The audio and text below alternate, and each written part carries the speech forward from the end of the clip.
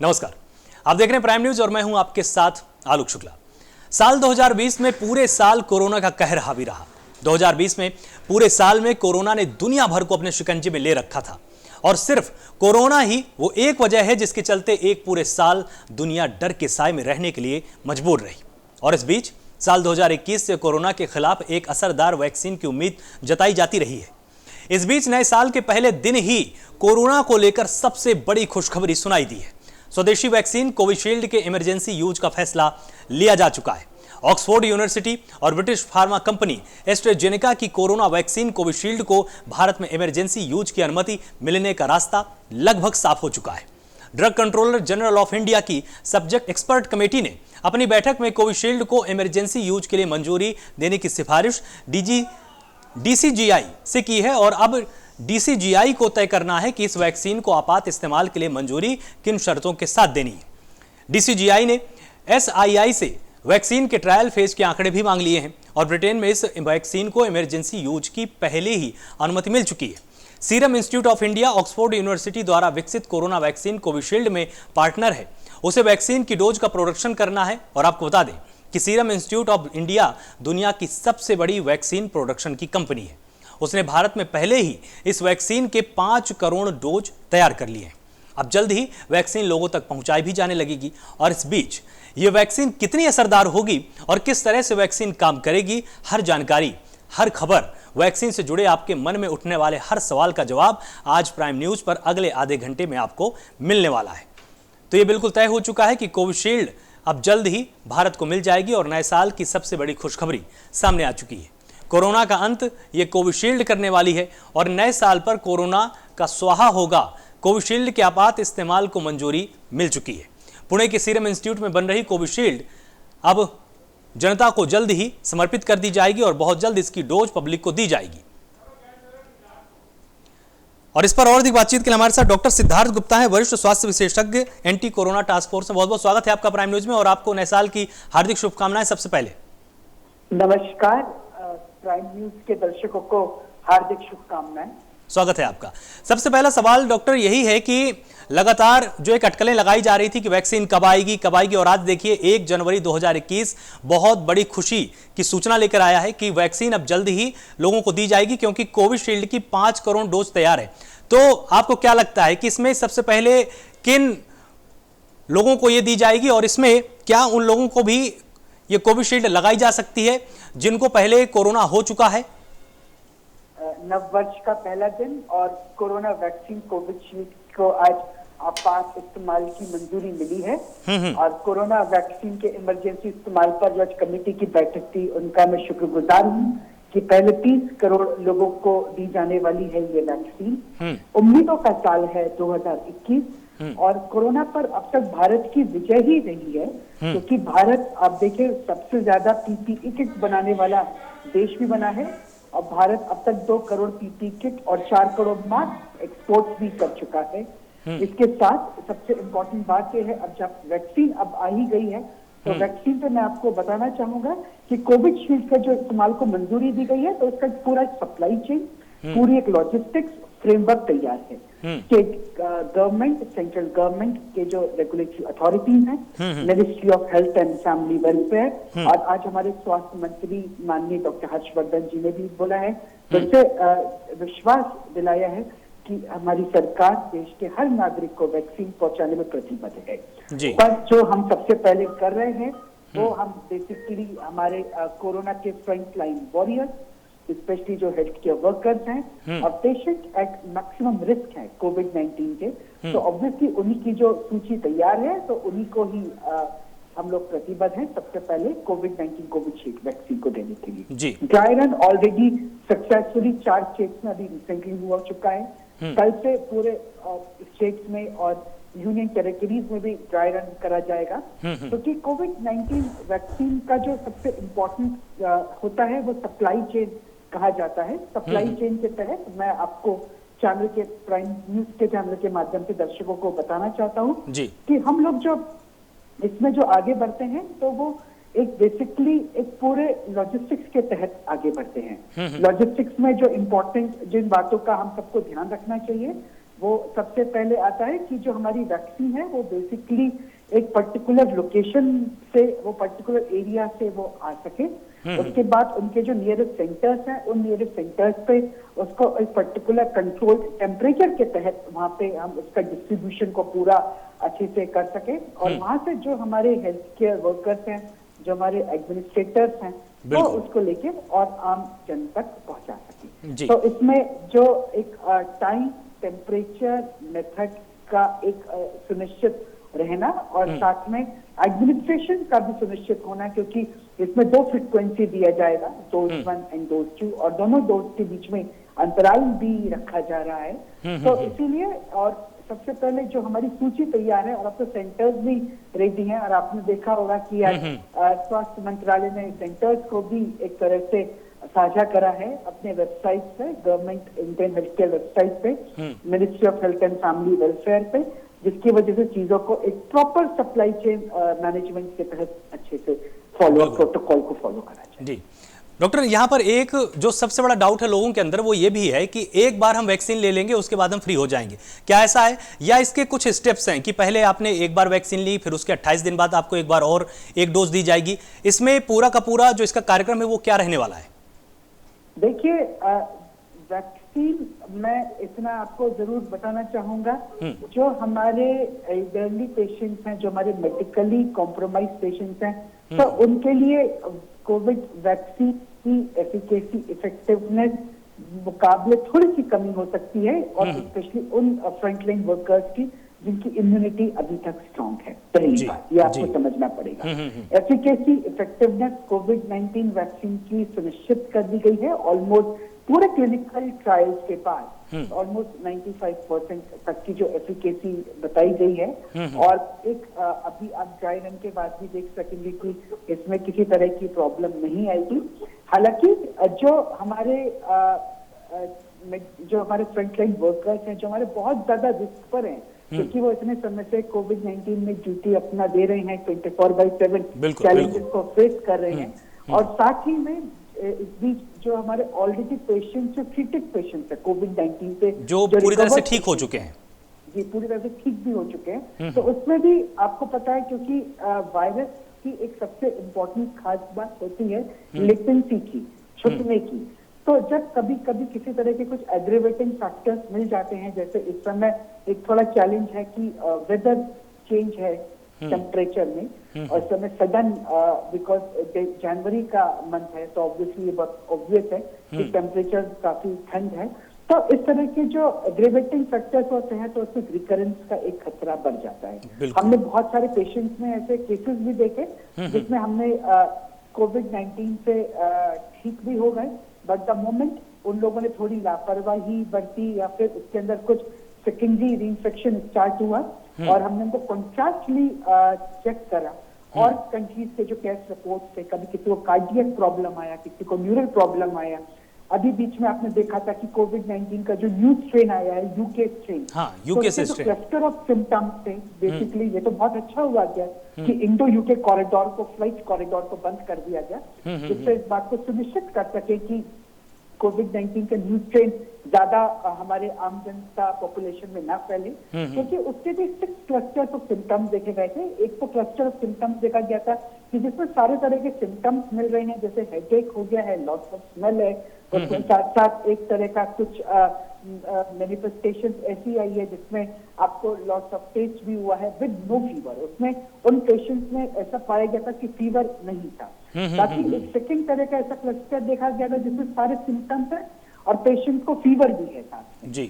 Third देखा गया था कि किसी पेशेंट को जीआई सिम्टम ज्यादा हो रहे हैं, पेट से रिलेटेड गैस्ट्रोइंटेस्टाइनल प्रॉब्लम ज्यादा हो रही हैं, जिसमें डायरिया और ये सारे सिम्टम्स भी देखे गए थे। फोर्थ देखे गया था कुछ सिवियरिटी के साथ, जिसमें न्यूरोलॉजिकल मैनिफेस्टेशन, कुछ मेंटल कंफ्यूजन भी देखा गया था। और एक देखा गया था क्योंकि कोविड-19 जो वायरस है बेसिकली पल्मोनोलॉजी, लंग्स को ज्यादा अफेक्ट करता है ओरोफेरिंजियल ट्रैक्ट के थ्रू। तो उसमें पल्मोनोलॉजी में जिसमें आपका कॉफ आ जाते हैं और specially heaviness in the chest होती है, एक्सर्शन रहता है, और जिससे सांस लेने में पेशेंट को परेशानी होती है।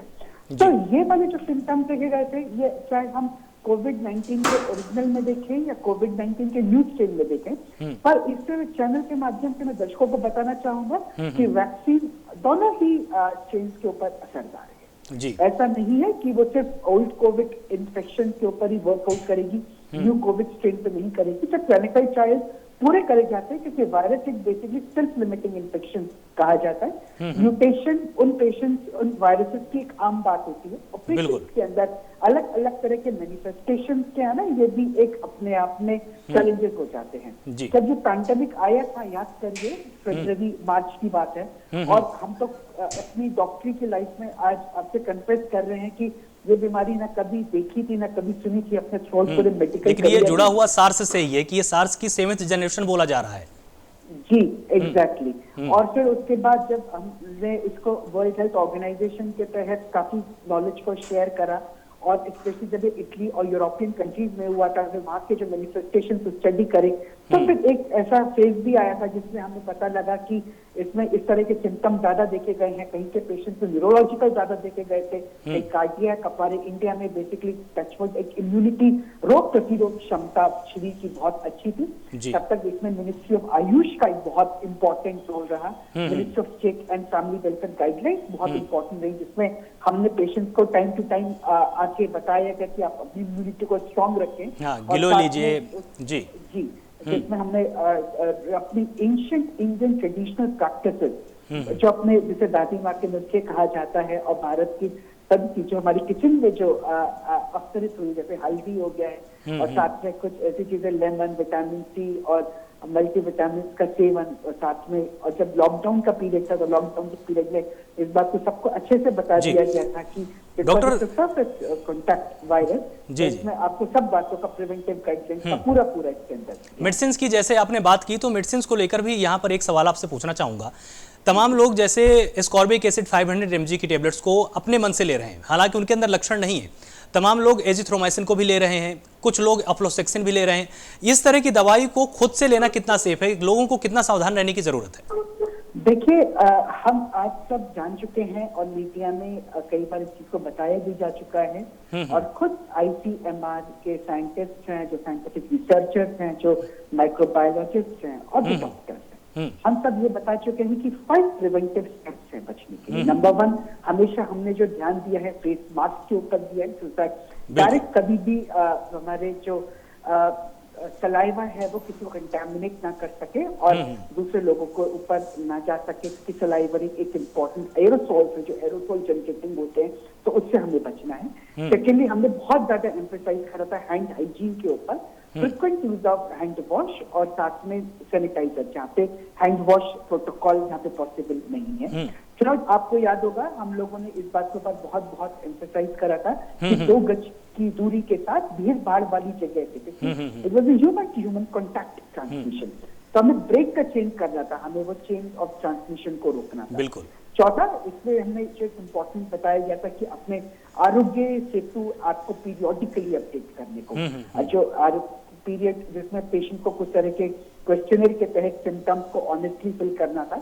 अगर किसी की इंटरनेशनल ट्रैवल रही थी या जिनकी इंटरनेशनल ट्रैवल भी नहीं रही थी, अगर वो किसी कॉन्टैक्ट ट्रेस के थ्रू आए थे तो उसमें उनको आइसोलेट करके फिर उनको ठीक क्वारंटीन करके उनको रेगुलराइज करके उनको ठीक करना था।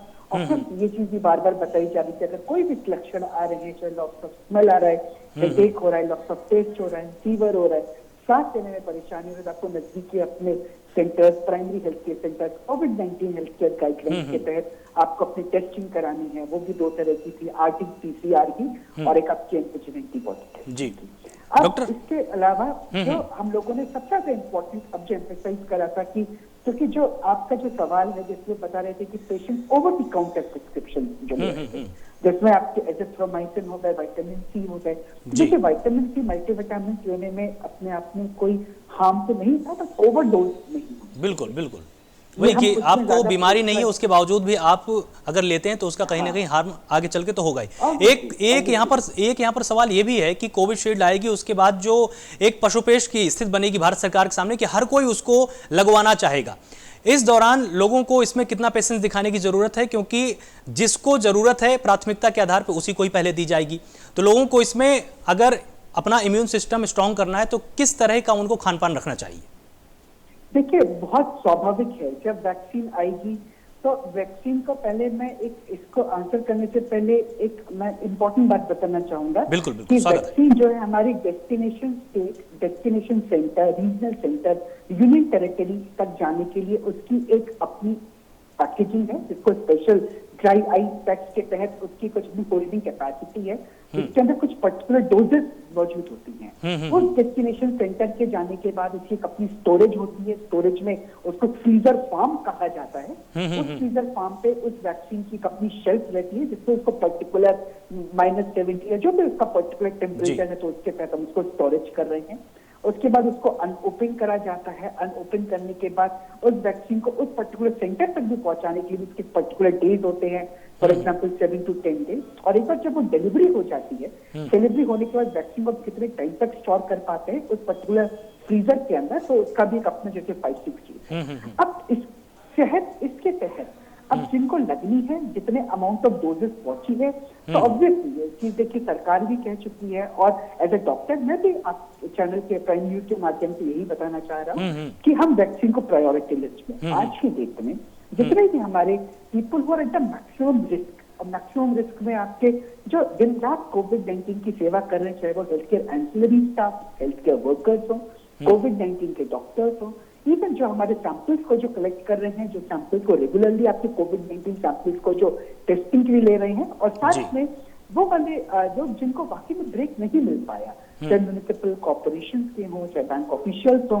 जहाँ पे बहुत सारा कोविड का आउटब्रेक हुआ है। आपको ध्यान होगा बीच में जब हम लोगों ने जब जोनिंग स्टार्ट की थी, तो माननीय प्रधानमंत्री जी भी आके सबको यही कहते थे देशवासियों को कि जिसके जोन ग्रीन होंगे वहां पे मिलेगी छूट, मिलने के ज्यादा आसार होते थे। पर जहाँ पे रेड जोन हुआ करता था वहां पे फिर से पाबंदी लगा दी जाती थी। तो आई एम श्योर कि गवर्नमेंट ने एक अपना फ्रेमवर्क रेडी करा है, कौन से जोन ज्यादा कंटामिनेटेड है, कौन से नॉन कंटामिनेटेड है, कौन से रेड जोन पे, कौन से ग्रीन जोन पे।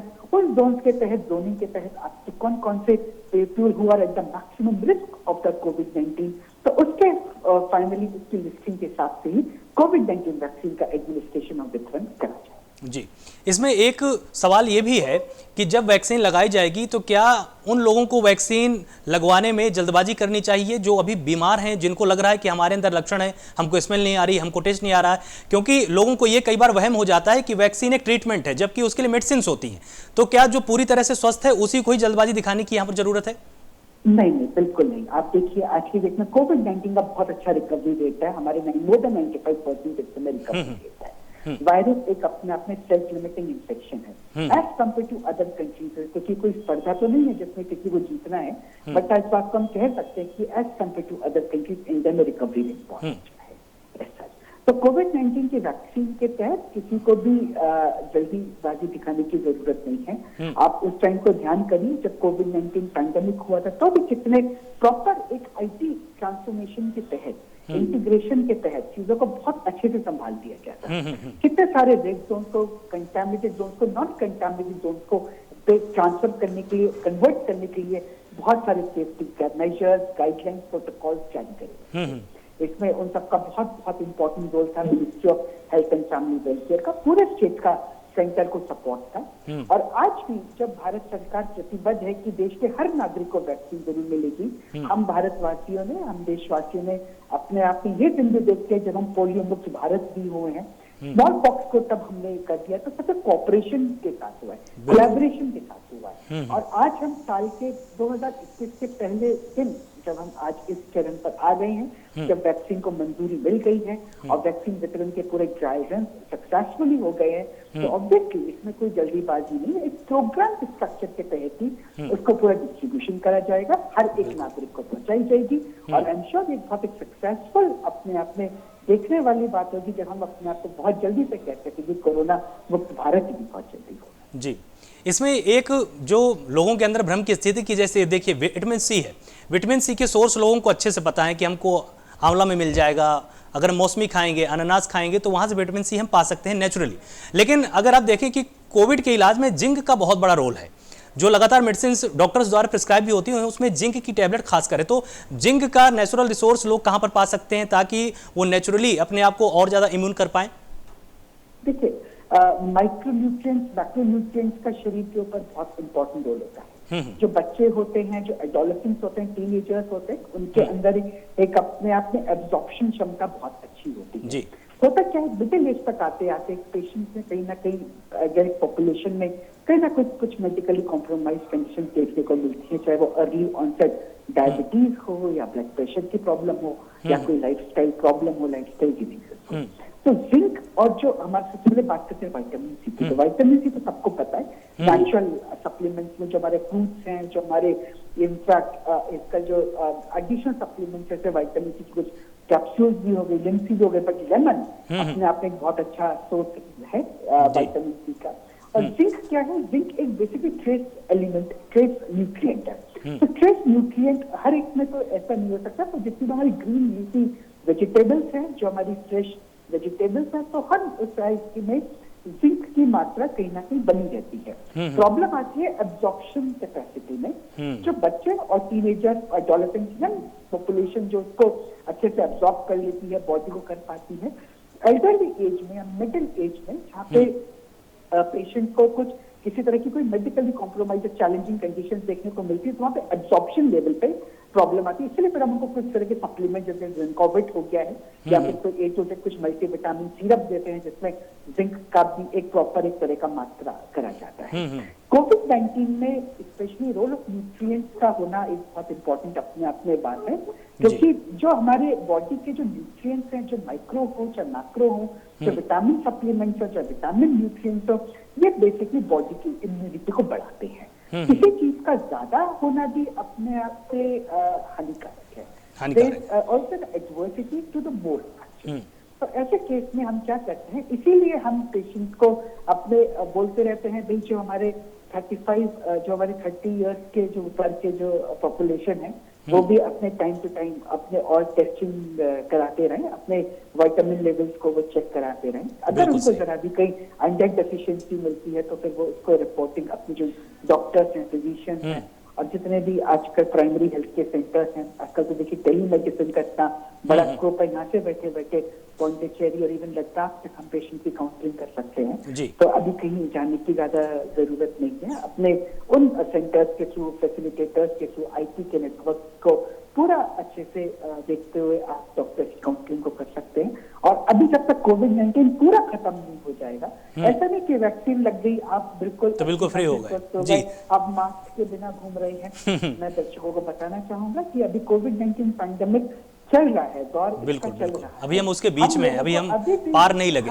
जी, इसमें एक ये जो है आखिरी सवाल आपसे एक और मैं यहाँ पर पूछना चाहूंगा कि जब भी हमारे पूरे भारत में एक आम धारणा है कि हम जब भी कोई चीज़ खरीदते हैं तो हम सबसे पहले पूछते हैं ये कब तक चलेगा। उसी तरह से लोग अब ये भी जानना चाहते हैं कि कोविशील्ड को जब हम एक बार लगवा लेंगे, जब वो इंजेक्ट हो जाएगा बॉडी में, तो उसकी डेट क्या होगी कि वो कितने सालों तक, कितने महीनों तक वो बॉडी के अंदर एक्टिव रहेगा ताकि वो सेफ रहे। देखिए, जब आमतौर पे मैं इसका एग्जाम्पल आपको देना चाहूंगा, the more things change, the more they stay the same. एक टाइम था जब एक ट्यूबरक्लोसिस, एक बैक्टीरियल डिजीज एक अपने अपने लीडिंग कॉज ऑफ डेथ बन गई थी और ऑल ओवर इंडिया में कितने सारे ट्यूबरक्लोसिस के पेशेंट देखने को मिले थे, जबकि वो हम सब लोग बीसीजी वैक्सीन भी लगवा रखे था पेशेंट में और हर एक को न्यू बॉर्न से लेके तक हम लोग लगवाया करते थे। बट हालांकि यहाँ पे वायरस की बात कर रहे हैं। कोविड-19 एक ऐसा वायरस है जिसकी म्यूटेशंस भी आ रही हैं, जिसके हमें बहुत ज्यादा चेंजेस भी देखने को मिल रहे हैं। वायरस एक अपने आप में मान के चलिए सेल्फ लिमिटिंग इन्फेक्शन है। अगर जब वैक्सीन भी नहीं थी तो भी तो हमारे पेशेंट्स का रिकवरी रेट 97% जा रहा था। ठीक है, वायरस की अपनी साइकिल होती है। उस साइकिल में जब वो इनिशिएशन होता है, इनिशिएशन के बाद वो इन्फेक्शन की तरफ पीछे जाता है, उसके बाद एक रिकवरी के तरह कन्वलेसेंट फेज आ जाता है। कोविड-19 वैक्सीन को लगवाने के बाद भी आप ये मान के चलिए जो 2 डोज के जो इंटरवल्स हैं, तो उसके बाद भी मिनिमम से मिनिमम आपको 3 to 4 मंथ लग जाता है बॉडी को पूरा अडेप्ट करने में और अच्छे से उसको रेजिस्टेंस को प्रोवाइड करने में। ये बेशक उन सब चीजों में है, साथ में जब आप प्रिवेंटिव गाइडलाइंस को भी पूरा फॉलो करेंगे, क्योंकि हम नहीं चाहते कि वैक्सीन लगवाने के बाद भी किसी तरह की कोई। डॉक्टर सिद्धार्थ, हमारे साथ जुड़ने के लिए बहुत बहुत शुक्रिया आपका। आपने पूरी की पूरी जानकारी डिटेल में दी है। आपने ये भी बताया कि किस तरह के सप्लीमेंट्स हमको लेने चाहिए और लोगों को कोविशील्ड जरूर मिलेगी, लेकिन अपने इम्यून सिस्टम पर पूरा ध्यान देना है। तो शील्ड आप सभी को मिलने वाली है, लेकिन यहां पर सबसे ज्यादा जरूरी बात यह है कि जैसा कि डॉक्टर सिद्धार्थ ने बताया, अपने इम्यून सिस्टम पर हमको अभी भी भरोसा करना है। और हम पेंडेमिक के बीच में हैं, अभी हम किनारे नहीं लगे हैं। आपको लापरवाह नहीं होना है और मास्क और सैनिटाइजर अभी भी आपकी सबसे बड़ी जरूरत है। तो फिलहाल इस पूरी खास पेशकश में सिर्फ इतना ही। आप लगातार देखते रहिए प्राइम न्यूज। नमस्कार।